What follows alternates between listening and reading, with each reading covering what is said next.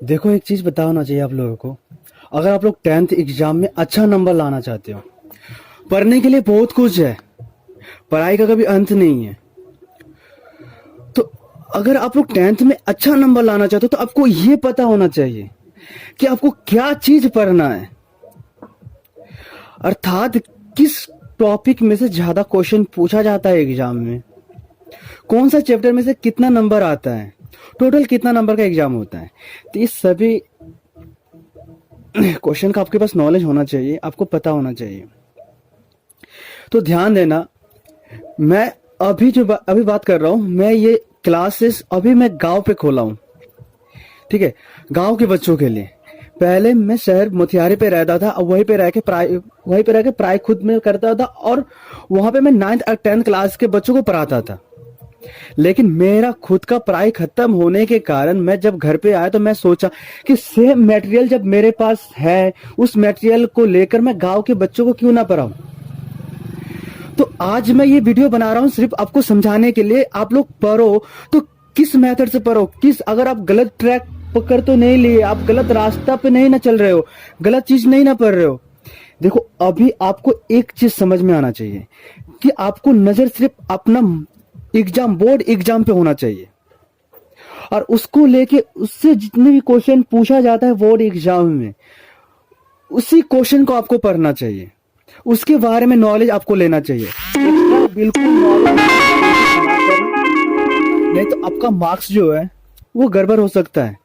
तो इसलिए मैं बताने वाला हूं, आज आप लोगों को यहाँ पे समझाने वाला हूं कि कैसे पढ़ाई करना है, कौन सा टॉपिक से कितना नंबर का क्वेश्चन बोर्ड एग्जाम में पूछा जाता है। सबसे पहले आप लोगों का जो मार्क्स होगा, जो मार्कशीट में जुड़ने वाला, वो 5 सब्जेक्ट का जुड़ने वाला है। लेकिन आपको एग्जाम देना है 6 सब्जेक्ट का, जिसमें एक सब्जेक्ट जो इंग्लिश है उसको भी लिया जाता है, लेकिन उसका जो नंबर होता है, अंक होता है, उसको ऐड जुड़ा नहीं जाता है मार्कशीट में। अगर आपका इसमें कम नंबर आए या ज्यादा नंबर है, उससे आपका मार्कशीट में, आपका नंबर में कोई भी इफेक्ट पड़ने वाला है नहीं।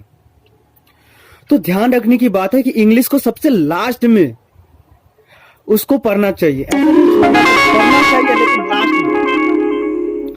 और मैं बता देता हूं, इंग्लिश में ऐसे ऐसे जैसे कि कोई भी होता है कि इंग्लिश में कोई भी चैप्टर होता है तो उसका जो राइटर होता है, तो उसके याद करने के मेरे पास कई सारे ट्रिक हैं, जिसको आपको याद करने में कोई दिक्कत नहीं होगा। 2 मिनट में आपका टोटल का टोटल राइटर पूरा याद करने वाले हो। लेकिन मैं उसको लास्ट में समझाने वाला हूं, जो हकीकत है उसको मैं पहले बता देता हूं। लेकिन आपका जो नंबर है वो आने वाला है 5 सब्जेक्ट से, मैं बता रहा हूं। सबसे पहले मैथ।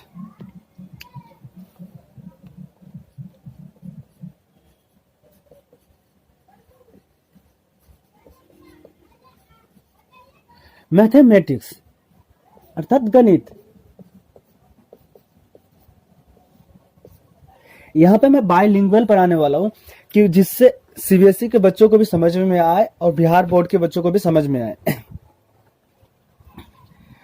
गणित में से टोटल जो मार्क्स है आपको, वो 100 नंबर का पूछने वाला है, जिसमें कई सारे चैप्टर्स होते हैं। आप उस चैप्टर्स में से कौन चैप्टर से सबसे ज्यादा क्वेश्चन पूछा जाता है वो भी मैंने रिसर्च करके आया हूं, लेकिन उसको मैं अभी बता नहीं सकता, वीडियो काफी लंबा बन जाएगा। ऐसे कई सारे मैथ में टॉपिक्स है जिसको पढ़ने से आपको पूरा 100 में 100 नंबर आ सकता है। कई सारे टॉपिक्स, अगर मान लेते हैं कि आपका मैथ में 13 सब्जेक्ट है, आपका चैप्टर कितना है, 13 है। उसमें से आपको ऐसा भी एक कई चैप्टर अब जिसमें आपको बहुत तकलीफ हो रहा है, उसको छोड़ भी दोगे फिर भी आप 100 में 100 नंबर ला सकते हो। वो सिर्फ आपको जानना होगा कि कैसे। अगर कहीं मैं चैप्टर छोड़ भी देता हूं फिर भी आप लोग आओगे जब मेरे क्वेश्चन में, तब जाके आपको पता चलेगा कि पढ़ाई क्या होता है। आपको देखो, पढ़ाई, आपको कोई भी चीज होता है ना, उसको सीरियल वाइज पढ़ाना चाहिए। ऐसे नहीं कि उधर से पढ़ाओ तो बच्चे को बिल्कुल समझ में नहीं आएगा। एक कहावत है जो मैंने अपने लाइफ पे उसे उतारा है कि 100 बुक्स पढ़ने से अच्छा है कि एक बुक को पढ़ो, वो भी बार बार से पढ़ो। ध्यान रखना, आप ज्यादा पढ़ने से कोई फायदा नहीं, आप कम पढ़ो लेकिन उसको अच्छा से पढ़ो, ठीक है, तब आपका नंबर आने वाला है। तो मैथ है, 100 नंबर का क्वेश्चन पूछा जाएगा। उसके बाद साइंस।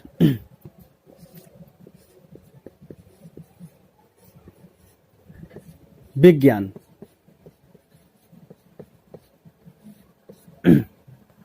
विज्ञान में आपका जो एग्जाम में पूछा जाएगा वो आएगा 80 नंबर का। सर बोलोगे कि सर 80 नंबर, लेकिन एग्जाम तो 100 नंबर का होता है, तो 20 नंबर जो मिलने वाला है वो प्रैक्टिकल में मिलने वाला है।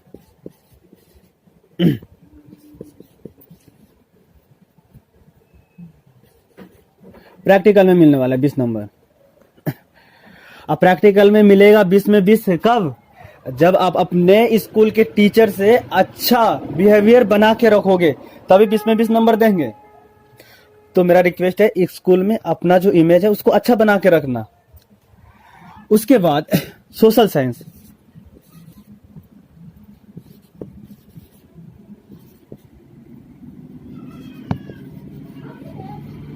सामाजिक विज्ञान,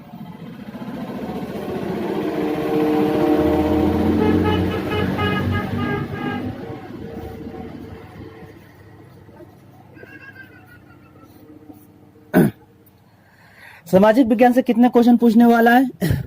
तो टोटल मार्क्स आपका एग्जाम में पूछने वाला है 80 नंबर। इसमें भी प्रैक्टिकल में आपको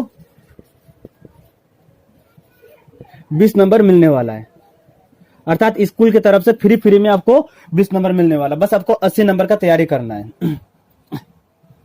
अब उसके बाद 5 सब्जेक्ट होता है, जिसमें से 1 हो गया, 2 हो गया, 3 हो गया, चौथा है आपको संस्कृत,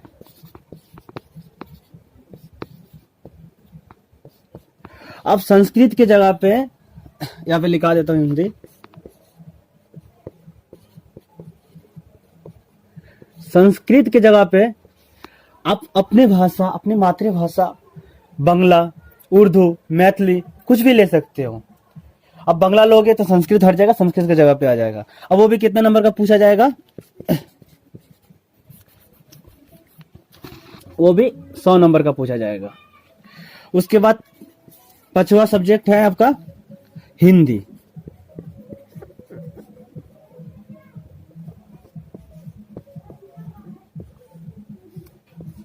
हिंदी भी 100 नंबर का होता है। हिंदी भी 100 नंबर का होता है। देखो, हिंदी में आपका ग्रामर आएगा और जो बुक्स होता है वो आएगा। संस्कृत में भी ग्रामर, बुक। लेकिन बात यहाँ पे है, अगर संस्कृत की जगह पे आप कोई दूसरा लैंग्वेज लेते हैं, मैथिली या उर्दू, तो उस टाइम आपका हिंदी जो होगा वो नॉन हिंदी में बदल जाएगा। नॉन हिंदी का मतलब आपको एक इजी हिंदी दिया जाएगा, अर्थात 10th क्लास का हिंदी नहीं दिया जाएगा, आपको दिया जाएगा 8th क्लास का हिंदी। यानी जो दूसरे भाषा लेते हैं उनके लिए थोड़ा सा हिंदी इजी हो जाता है। उसमें भी सेम 100 नंबर का क्वेश्चन रहता है। अब हम लोग यहाँ पे समझेंगे कि जो साइंस है वो तो 3 भागों में बटा है साइंस। एक फिजिक्स अर्थात भौतिकी,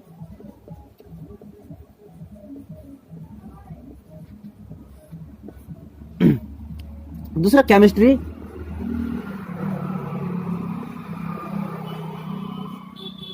अर्थात रसायन शास्त्र,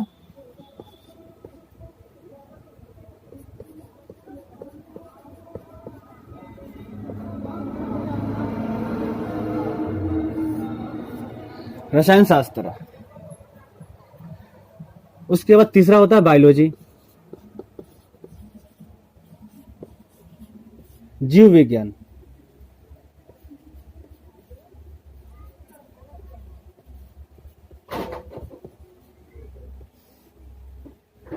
तो साइंस जो है वो 3 भागों में बांट गया है। आपको 3 बुक पढ़ना होगा साइंस में और मिलने वाला है 80 नंबर। तो कौन सा सब्जेक्ट को ज्यादा पढ़े, कौन सा कम पढ़े, कौन सा टॉपिक को पढ़े, भाई उसके बारे में आपको पता होना चाहिए। मैंने पूरा टोटल रिसर्च करके बैठा हूं, मैं पहले भी पढ़ाया हूं, तो मुझे पूरा अनुभव है कि कौन सा टॉपिक को पढ़ाना चाहिए बच्चों को, जिससे आपको पूरा का पूरा नंबर मिलने वाला, 80 में 80 नंबर ला सकते हो। तो देखो, सबसे पहले भौतिक, रसायन शास्त्र और जीव विज्ञान। ये साइंस में तीनों सब्जेक्ट से लगभग में सेम क्वेश्चन पूछा जाता है। थोड़ा 1-2 नंबर आगे पीछे हो जाता है। कभी फिजिक्स में ज्यादा क्वेश्चन, 2 क्वेश्चन ज्यादा पूछ देता है, तो केमिस्ट्री में 2 क्वेश्चन कम पूछ देता है। और कभी बायोलॉजी में 3 क्वेश्चन कम पूछ देता है, तो कभी फिजिक्स में 2 क्वेश्चन ज्यादा पूछ देता है। तो इसमें थोड़ा सा अल्टर होता है। लेकिन ऑब्जेक्टिव, जब से मैंने ऑब्जेक्टिव को देखा तो ऑब्जेक्टिव में मुझे वही चीज दिखाया मतलब मुझे कि जो केमिस्ट्री होता है और बायोलॉजी होता है उसमें ऑब्जेक्टिव में ज्यादा क्वेश्चन पूछा जाता है। केमिस्ट्री और बायोलॉजी से अधिक क्वेश्चन पूछा जाता है ऑब्जेक्टिव में। तो उसको ज्यादा ऑब्जेक्टिव में अगर ज्यादा याद करना है तो उससे आपको बहुत ज्यादा नंबर मिलने वाला है उसका ऑब्जेक्टिव याद करने से। ठीक है, उसके बाद अगर सोशल साइंस की बात करें तो सोशल साइंस जो है वो 4 भागों में, उसका 4 बुक होता है सोशल साइंस में। कौन कौन सा बुक होता है चलो यहां पे मैं बता देता हूं।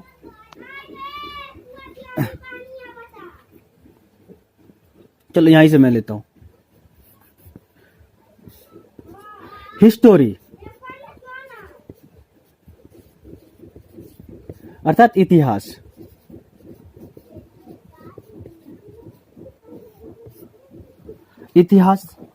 उसके बाद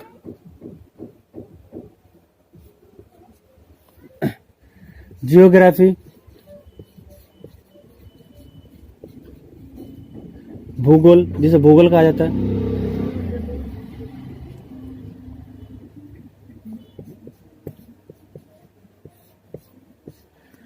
उसके बाद इकोनॉमिक्स जिसे अर्थशास्त्र कहा जाता है,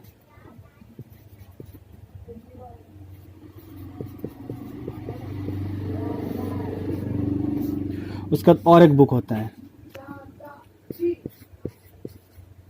पॉलिटिक्स जिसे हम लोग राजनीतिक शास्त्र बोलते हैं।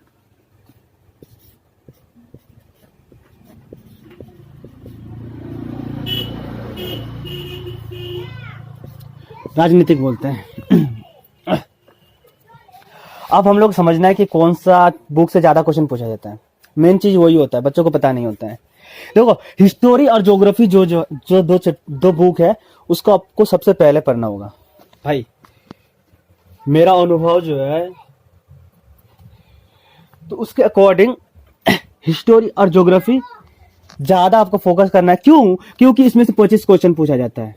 आप कभी भी क्वेश्चन बैंक उठा के देखिए उसमें 25 नंबर का क्वेश्चन बनता है हिस्टोरी से, और ज्योग्राफी से भी 25 नंबर का क्वेश्चन बनता है, और इकोनॉमिक्स और पॉलिटिक्स से आपको 15 क्वेश्चन बनता है।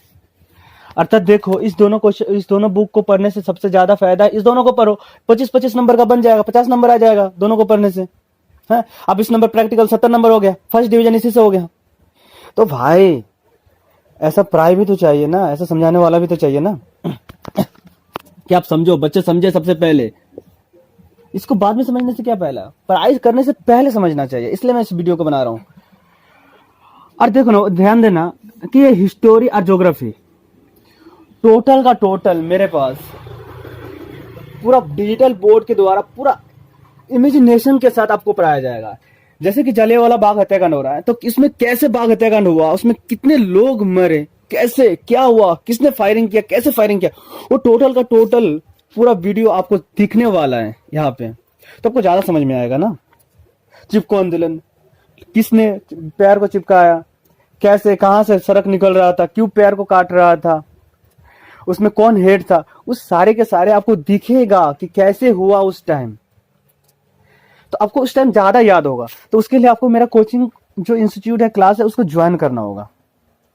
ठीक है, उसके बाद ये जो है उसमें आपका नंबर 2 है ग्रामर, और आपका बुक है उसको पढ़ना होगा।